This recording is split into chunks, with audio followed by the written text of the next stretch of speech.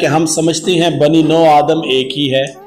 ہم یہ سمجھتے ہیں کہ تمام انسانیت جو ہے وہ آدم کی اولاد ہے. تو یوں سمجھے کہ ایک دوسرے سے ان کا گہرا تعلق ہے.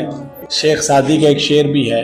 یہی شعر کہتے ہیں کہ اقوام متحدہ کی عمارت پہ لکھا ہوا ہے، اور اس کا مفہوم یہ ہے کہ تمام انسانیت ایک جسم کی مانند ہے، اور جسم کے کسی ایک عضو کو اگر تکلیف ہوتی ہے تو پورا جسم محسوس کرتا ہے.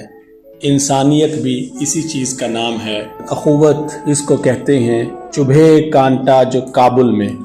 اخوت اس کو کہتے ہیں چبھے کانٹا جو کابل میں، تو دلی کا ہر پیرو جواں بیتاب ہو جائے. اقبال کا ایک شعر ہے، مبتلائے درد کوئی عضو ہو روتی ہے آنکھ. حالانکہ تکلیف پاؤں کو ہے، کانٹا پاؤں میں چبھا ہے.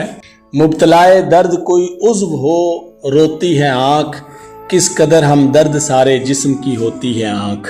آنکھ جو ہے وہ پورے جسم کی ہمدرد ہے. انسانیت کی مثال بھی ایک جسم کی مانند دی گئی تھی، اور کتنے فلسفی آئے جو انسانیت کو یہ بات سمجھانے کے لیے کہ بھئی انسان کا درد سب کا سانجا ہے. تمام انسانیت کے جو مسائل ہیں وہ سانجے ہیں. اگر تمام انسانیت کے مسائل یکساں ہیں اور برابر ہیں، پھر یہ اتنا فرق کیوں ہے؟ پھر یہ بڑے اور چھوٹے کا فرق کیوں ہے؟ یہ آقا اور غلام کا فرق کیوں ہے؟ بلکہ ہمارے ہاں تو مرد اور عورت کا بھی فرق ہے، چھوٹے اور بڑے کا بھی فرق ہے، امیر اور غریب کا بھی فرق ہے، آقا اور غلام کا بھی فرق ہے، مالک اور نوکر کا بھی فرق ہے، ذمہ دار اور مزارے کا بھی فرق ہے. اور یہ اتنے زیادہ فرق کیوں ہے؟